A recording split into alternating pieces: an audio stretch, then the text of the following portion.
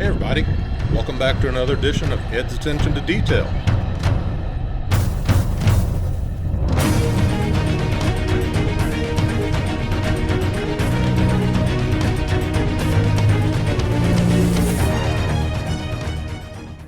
So, I come to realize that I do a lot of talk about Navy stuff.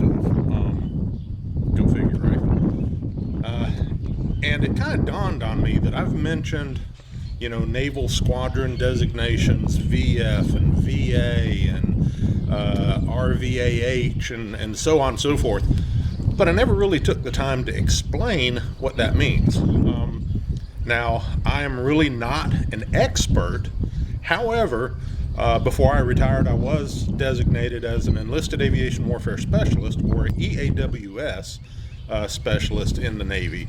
And part of that training was that we could identify the certain squadron designators, like VA, which is Fixed Wing Attack. Now, the V stands for Fixed Wing. If I was talking about a helicopter squadron, or like a V-22 squadron, tilt rotor aircraft, then it would be designated as H and then something behind that. So for the Navy squadrons, they're always identified first with a V. Now, if it's a Marine squadron, it's identified with a VM and then something. So I know I throw a lot of acronyms at you real quick, but let's go down this list here, and I'm going to show you basically what some of these designators are. And what they stand for is basically it's the mission that aircraft or that squadron performs. Most cases it's based off of the aircraft, but there are some exceptions to that rule. One, for instance, is a VC, which is a fixed wing composite squadron, and they might have P3s, F4s, A4s, who knows? I mean, they could have a wide variety. So, first one is VA. And generally what you're going to find in a VA squadron is going to be an attack aircraft, like the A4, the A6, or the A7. Now, the majority of those, actually, all of those airplanes that I just named off, have been retired from military service. So, they have actually gone on and they've merged a couple of, like the VA and the VF, and they came up with VFA. And we're going to talk about that in just a moment. But before I get there, I want to keep going down my list. So, VF. VF, you're going to find like the F4U Corsair, the F4D Skyray, the F8 Crusader, the F4 Phantom, and the F14 Tomcat. So VP is a patrol squadron, and you're going to find like the P3, the old Neptune, the P2 Neptune, that was before the P3, and currently they have the P8 Poseidon. You have VR squadrons. Now, these are fleet logistics support squadrons, and they fly stuff, the C9. That's what I flew on mostly when I was in the military and we had to go somewhere. But it has also been retired from military service. Now they're flying the C-40, which is based off of the Boeing 737. So the VX squadron, these are test and evaluation squadrons.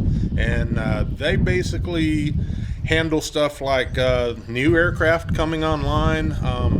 When they are entering fleet service, they'll do basically how the aircraft handles, what it can do, what it can't do, ordnance, release, control, stuff like that. So they're just kind of figuring out the ins and outs of those particular aircraft. And what you're going to see in a VX squadron, right now, the F-35, the FA-18 Super Hornet, the E and the F version, and they also flew the F-14D, which was called Vandy 1. Man, awesome airplane. You have the VAW squadrons, which is the Carrier Airborne Early Warning squadrons, aircraft like the E-2. And prior to that, it was the E1. Now, these aircraft are equipped with a radome on top of the fuselage, and what it provides is a long-range radar coverage for the fleet so that they know if anybody's out there and if they're coming their way. That sounded kind of stupid.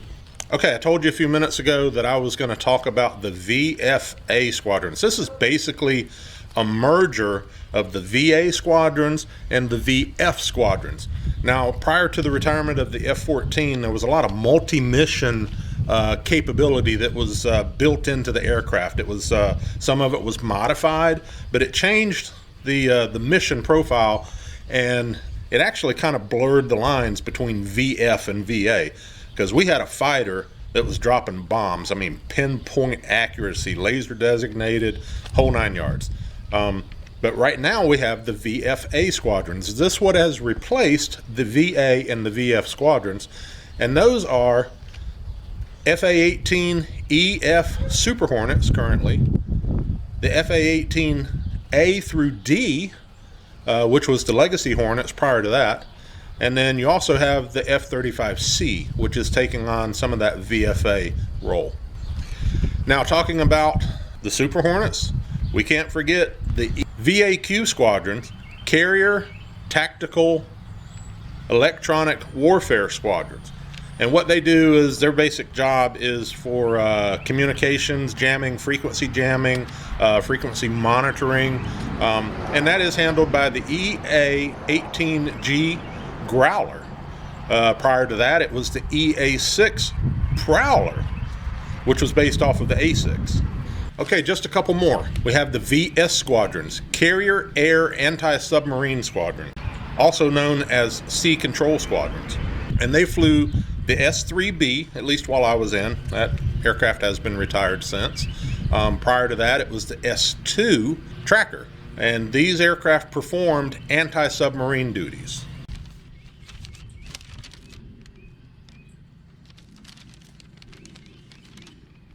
Okay, you also have the VT squadrons, which were training squadrons, fixed-wing training squadrons.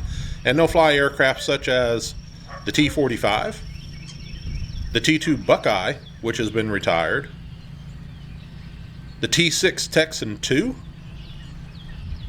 and previous to that, the T-34C Turbo Mentor. And finally, we have adversary squadrons. These are known as VFC, Fixed Wing Fighter Composite, and they could have a variety of aircraft as well. Now, most of the VFC squadrons currently are flying ex-Air Force aircraft. The F-16C, the F-5E, which has actually been updated, and they call it a F-5N. They've flown the Super Hornet, the Hornet, but they'll just use all of these different aircraft to simulate an adversary's tactics so that our aircrew, our pilots, can train against a simulated adversary. And the last one that I'm going to talk about is the VRC squadrons. Now, being on board a carrier, being deployed, VRC was real important to morale because that's where you got your mail from in most cases. These were C2 Greyhounds, and it was based off of the E2 airframe, different fuselage, but carrier capable. And most recently, they've been flying the CMV-22 Osprey, which is a tilt rotor aircraft. Now, this kind of varies between aircraft and helicopter. I hope this kind of clears a few things up as far as some of the designators that I've talked about in my videos.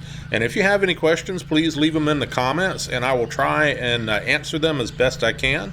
But that's all I got for today. So I really appreciate you guys watching. Take care. God bless. And remember, pay attention to the details. We'll see you again soon. Bye.